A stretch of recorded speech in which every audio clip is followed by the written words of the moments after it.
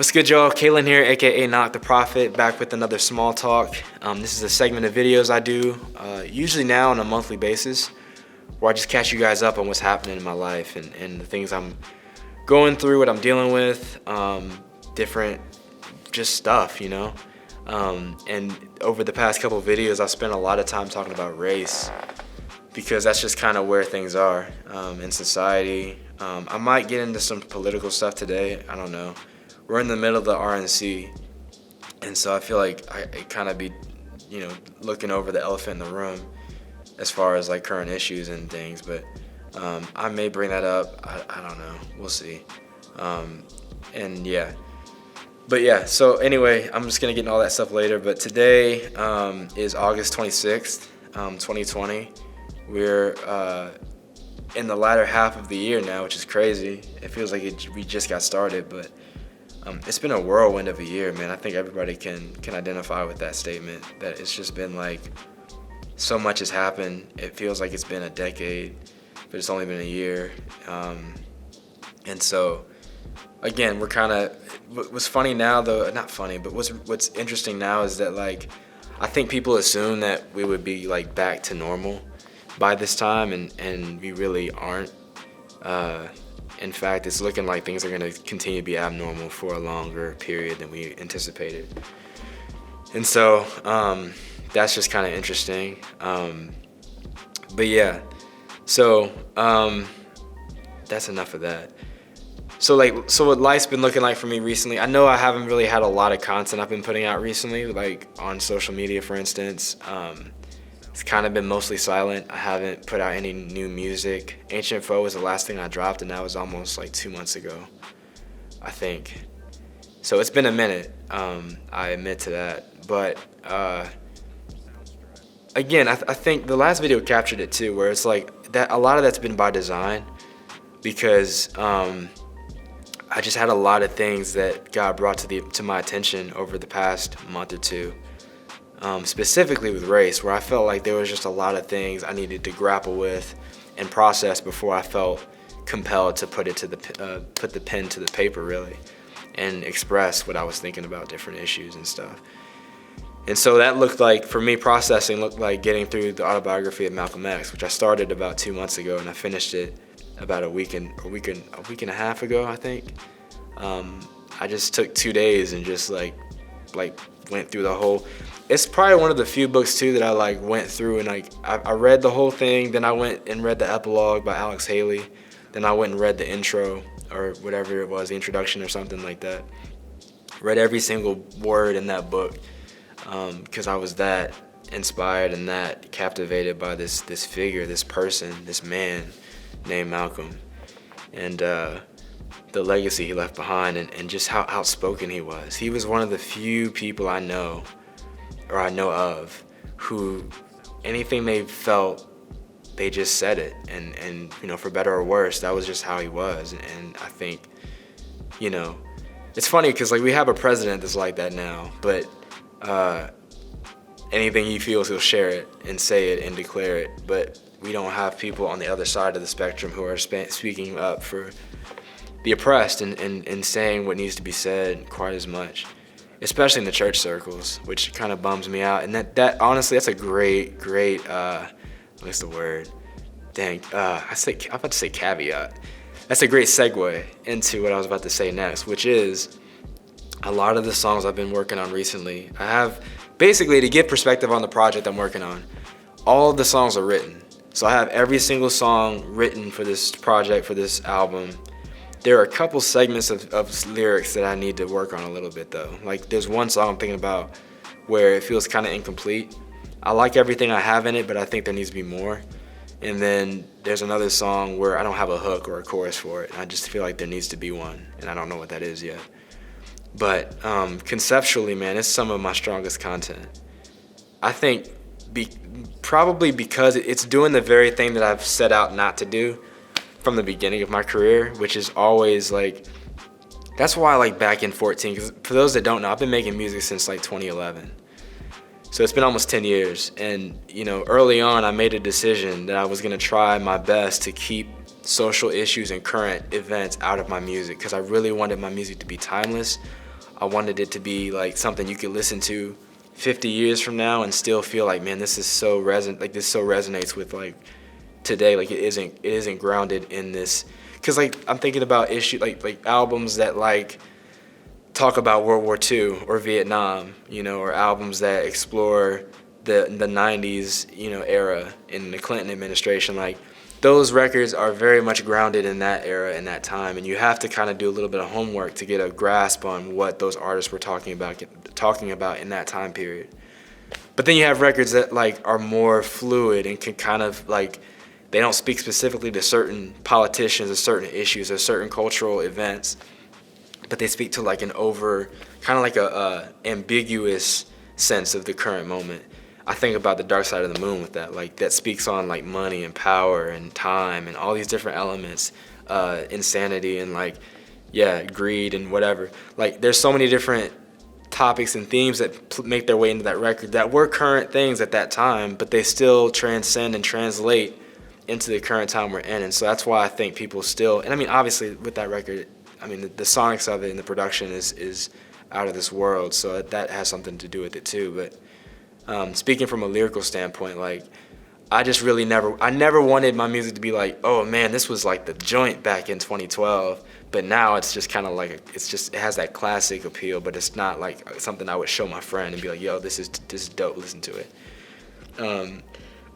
So, and I think, the proof that kind of worked was Genesis, where I took songs from that era, from 2012, 2014, 2016, took those songs and remastered them, kept most of the lyrics the same, and it still resonated with listeners today. Like it still felt current. So that was like, oh, okay, cool. Like it worked. And I was fine with that model. And even with Passion, Passion was another one where I was super intentional with like, because with Passion especially, I was like, dude, I want to make a classic record that feels grounded, that doesn't feel grounded in this moment. Like Passion should feel like something someone could listen to, and it's nostalgic, but it's also like totally contemporary and it's timeless. Like you can play this at any era, any given time, any given context, and it will resonate with the listener.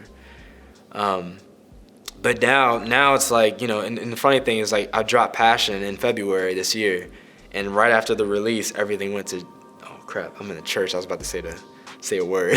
Everything went down.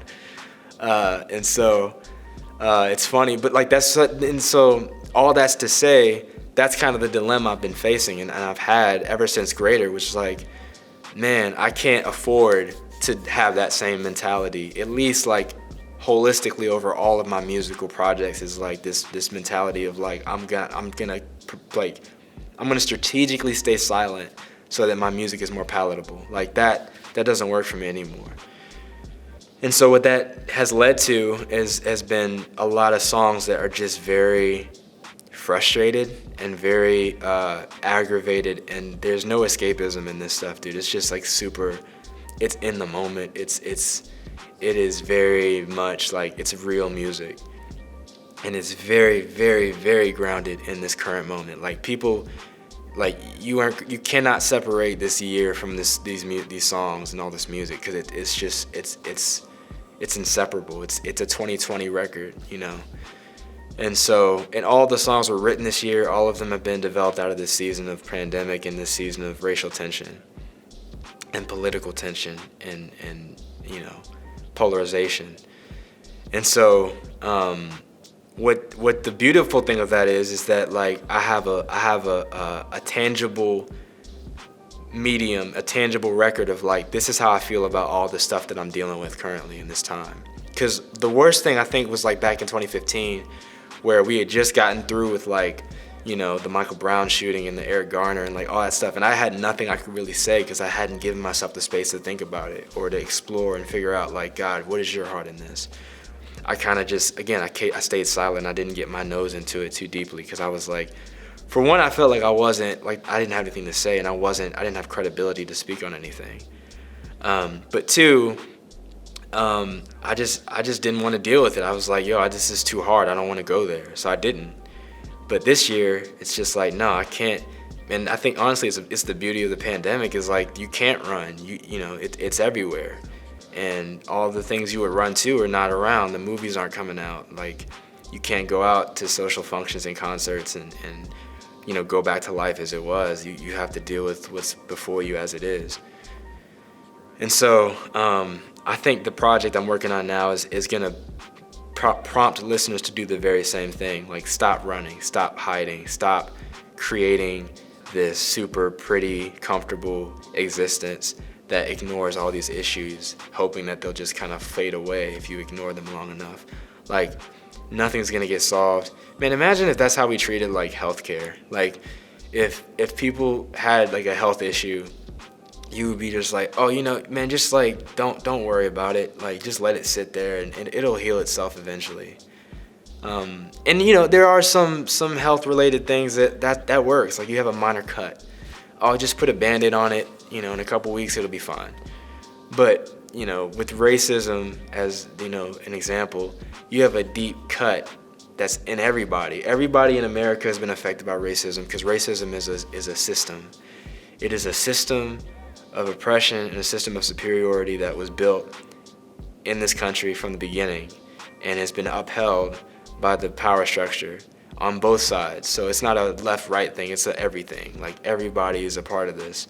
And that's why I said recently in a tweet, like, no administration is the answer to this problem, because all of them have been beneficiaries and protectors of it going back ages and time. So yeah, man. So all that, I don't even know where I was going with that, but yeah.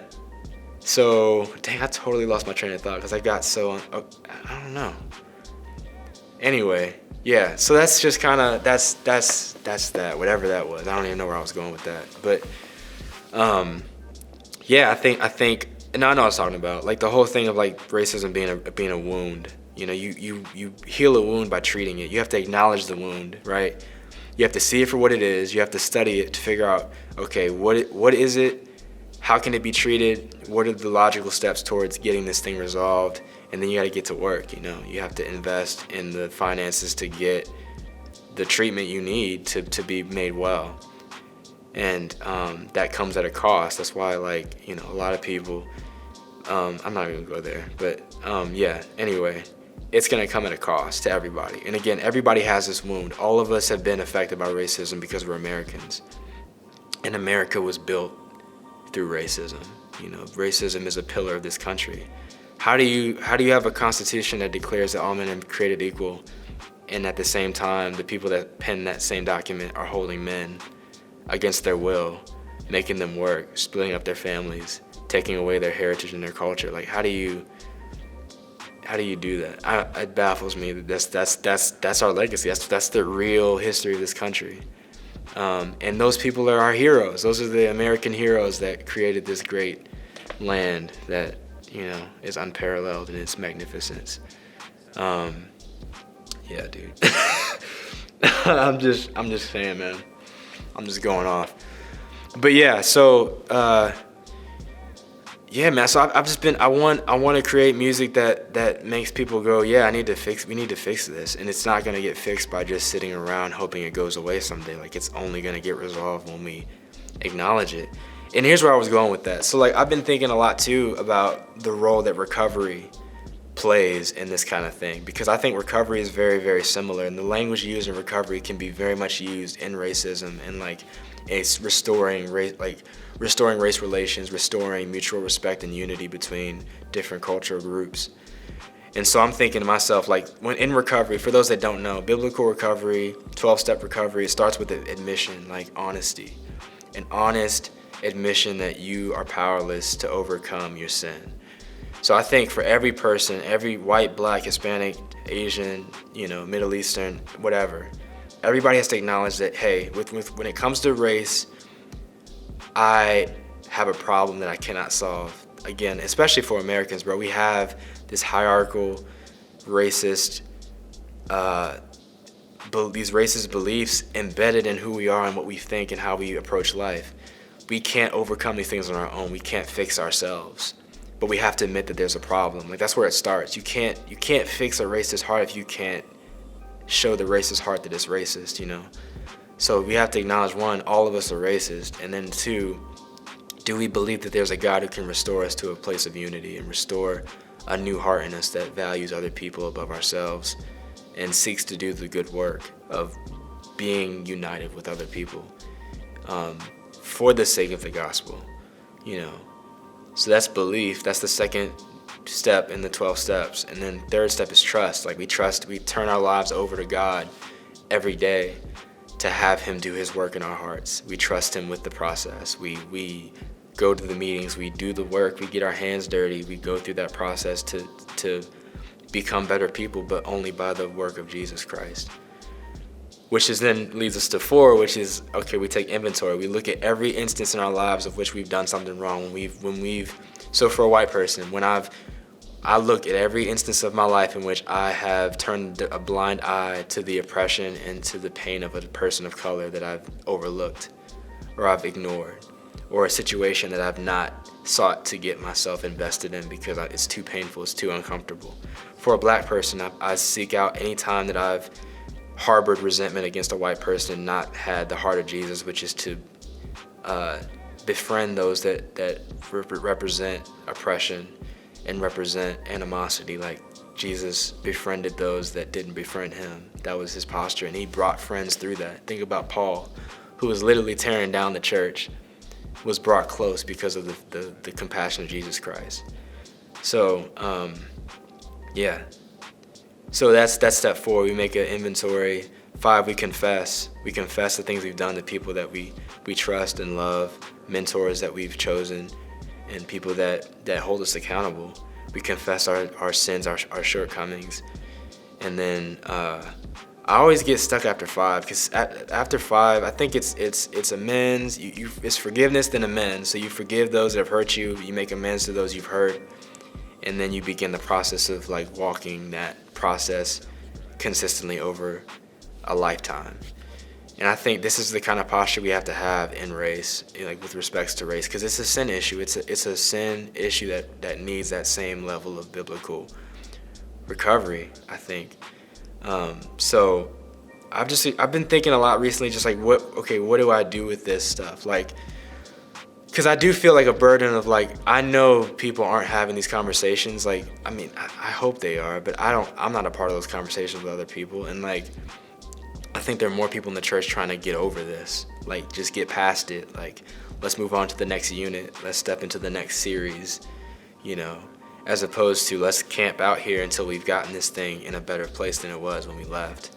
And let's fight to you know, again, I think about that quote from Dr. Martin Luther King Jr. Like,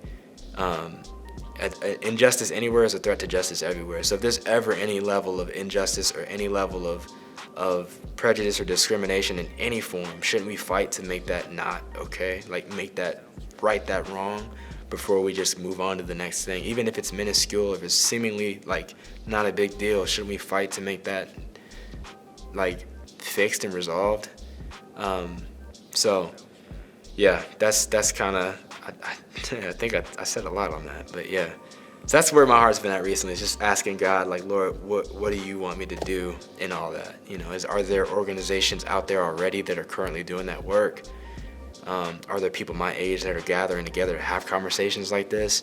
Is there a desire for those conversations to happen? And if there isn't, how can we build an appetite for that to be a thing, something that people will want to be a part of?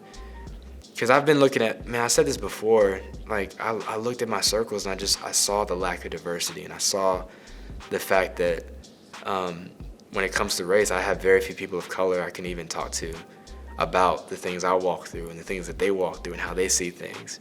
And that to me seemed like such a travesty. And yeah, man, so like, but then, okay, then what then is what do we do? What do you do with that? What's the call to action? What's the response? What's the right move? Has been my consistent, like, I don't have the answer to that yet, but I want to find it sooner than later. So part of what I think I think part of what may be the response, and this is something I've been getting from a lot of people recently, which is a sign that I need to really pay attention, because like, I've heard from multiple people, like, dude, you got to put this music out. Like, as difficult as it is, as many people as it may alienate or make them feel ostracized, or they may not want anything to do with it, put it out there, because what you're saying, we need this. Somebody said that today. I was like, yeah, okay, God. Like, I'll release the project. But yeah. And in that vein, I guess I should share this too, because I was thinking about this last night. I was thinking about why I haven't really dedicated a whole lot of time to music recently. And the reason why is because the things I'm writing, the songs I'm writing, the things I'm developing, they're very, very vocal about my feelings on these issues. And I know and they're very, it's political, it's racial, it's spiritual, it's everything. And because I'm fighting for something, I'm standing up against something else, some people are gonna like get hit by it, and they're not gonna want anything to do with it. I know this. I'm not just saying it because I'm trying to be pretentious. I know the perspectives of some people's, like, people that support what I do. I know some of their positions, and I've seen it on social media. I've heard it from their very lips. And so I know the things I'm saying in my songs are gonna be butting heads with the stuff that they've been putting out on socials. And so that, wouldn't bother me normally, but now it's like, I still have this hope and this aspiration that eventually I'm gonna be able to put more stock into my music, and like knowing that it's gonna bring back some level of revenue that I can live by. But how do you do that when you've pushed away more listeners than you bring in, And the white evangelical camp, there's a lot of money in the white evangelical camp, and so when you get support from the white evangelical camp, like, that's a great asset. But when you have to grapple, it just really comes down to what you value more. Who are you serving, God or money? Who are you serving, God or comfort? Because if it's God, then you're gonna do the work regardless of I said this before, I think I put it on my website or something, where I was like, I do this music for the 3, the 30, or the 300. Like, it doesn't matter how many people are listening, how many people are doing it, like, engaged in it. God's given me a task. I'm going to complete it. I'm going to honor the call. And so now it's like, okay, God's like, all right, man, that's your posture. Okay, let's do it then.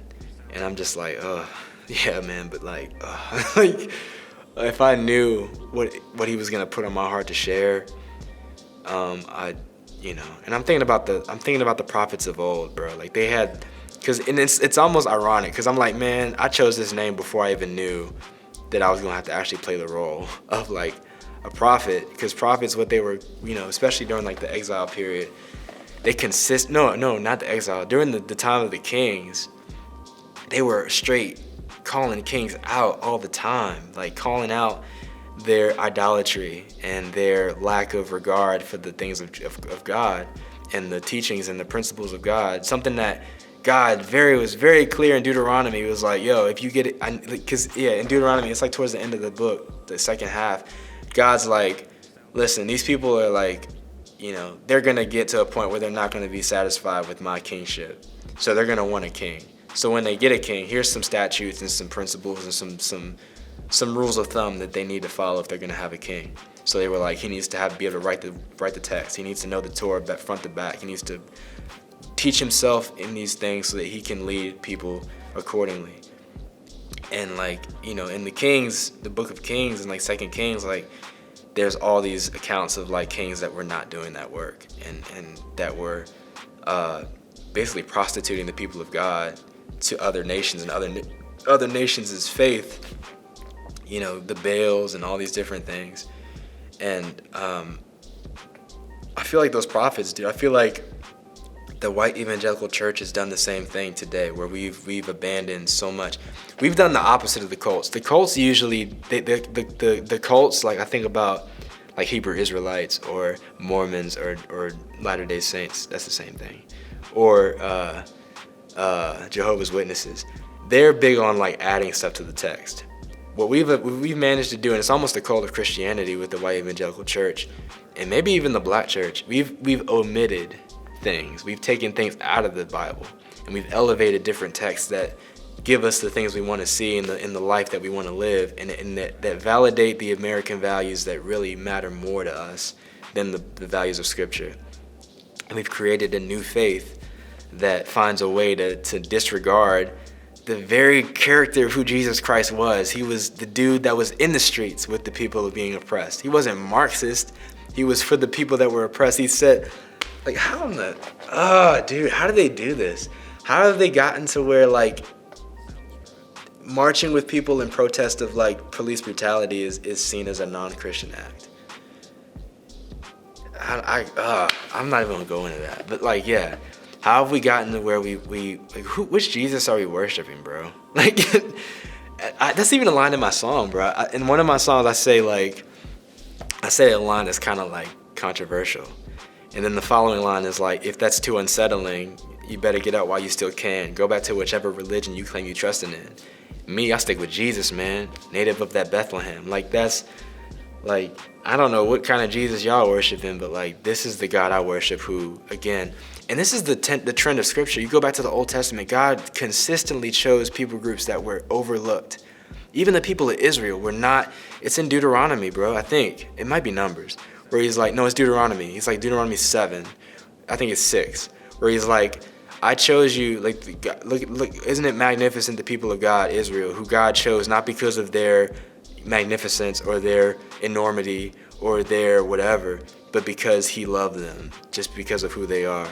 And again, God just, he time and time again through Scripture chooses the unlikely to proclaim himself and show his power. And it's so beautiful, bro. So, but what gets me now is that, like, how has that narrative gotten lost on people? Like, are people just not reading the Bible? Like, are they not looking and seeing the contrast between the God we talk about and the God that actually exists? So yeah, man. Again, I got off on a tangent and I have no idea where I was, but that's just kind of where things are. And I didn't want to rant today. I didn't want this to be just me rambling about all this stuff, but it's important, bro. And I'm thinking, like, in this current moment, I'm baffled, bro, because I mean, the political climate, just the things that have been said in the Lord's name. It's like, I can't even go there right now. I want to, but I won't, because it's a can of worms. But it's real, bro, and I'm trying to navigate it. But yeah, so I hit all the heavy stuff. I'm gonna finish out with some not lighthearted, but just stuff that's a little less heavy. For one, I got a car last week on Tuesday. It's a week from yesterday. My dad's cousin, he works on cars up in Maryland, and we flew up there last week to go pick up a car that he got from this older guy who kind of really wasn't using it for much, and just decided to give it away. And it's a stick, so I'm learning manual transmission, which is a first. I sort of tried to learn it in high school, but I had like one attempt, and I could not get the clutch action going. So I just kind of gave up then. But this time, the stakes are a little different this time too, because I have a job, like I have obligations that I have to drive. Like in high school, it was like, I can always take the van, or I can just get a ride or whatever. Now it's like, no, I need my own vehicle to get to work and, get around the city to get the things I need. So, So I've gotten pretty proficient. I broke down like once yesterday just because I didn't come off the clutch well, and it was at a stoplight. But at this point, I've kind of gotten it to where like 8 times out of 10, I'm good getting out of park into 1, and then everything after 1 is pretty easy because you're already moving. But it's a different kind of animal, bro. You have to really pay attention to what your car is doing. You have to pay attention to your engine. I never used to look at the engine RPM on the side, on the speedometer, but now that's like my guide. So I'm watching that joint all the time to see how my engine's pushing and how it's doing, when I need to move, when I need to shift gears. And so that's been cool. It was also cool getting to see family, because of the pandemic, we didn't get to visit Maryland this year as a family. So I got to see a couple cousins. I spent the night with one of my cousins. We played Switch, which was tight. Got some pizza that night. Ate very unhealthy food, but it was whatever, man. It was cool. And then also I got to watch my cousin, who we stayed, not the cousin with the car, another cousin. We stayed at his house, me and my dad did. And he had a copy of Cross Movement, Holy Culture, the DVD. So I spent that evening just like jamming to like some of the best Christian hip hop songs ever made. So that was super dope, man. It was so cool. It's like a blast from the past. So I watched that then, and then we drove back. Well, my dad drove back. I couldn't drive a stick then last week. So he drove us back. We got back on Wednesday, we got back on Tuesday night, I think. Yeah, Tuesday night we got back home. Then I went right back to work on Wednesday, and so it's been work the past week now since I've been back, and just trying to get this stick down, get this manual down. It's going pretty well, but I got a lot to learn. So nowadays it's just a matter of getting it like a little bit smoother of a ride, because I was super jittery and jerky before. So now it's like, how do I shift gears easy so I'm not like making my passengers like like doing this the whole time. So yeah. So that's new. That's something that's kind of fresh. Other than that, I have a session. I'm using like a recording session. I think it's more of a production session though, with a friend of mine on Friday. That's gonna be kind of cool. I haven't actually done a session. I've done like one session before, where I set up like a time. Well, that's not true. But I mean, as far as like me and somebody like working on production elements on a song, I've only had like 2 of those. And so I'm trying to build, and as hard as it is now with COVID, like I'm trying to build a better rhythm of like collaborating with artists and trying to get different perspectives into how to do this music thing. And so this guy I'm meeting with, he's a super dope musician, and I just look forward to his insight and what he's gonna bring to the table on some of these songs. And so that's exciting. Tomorrow I'm meeting with a friend who I met her. Whatever, man. I met her like a month or 2 ago and just haven't seen her since.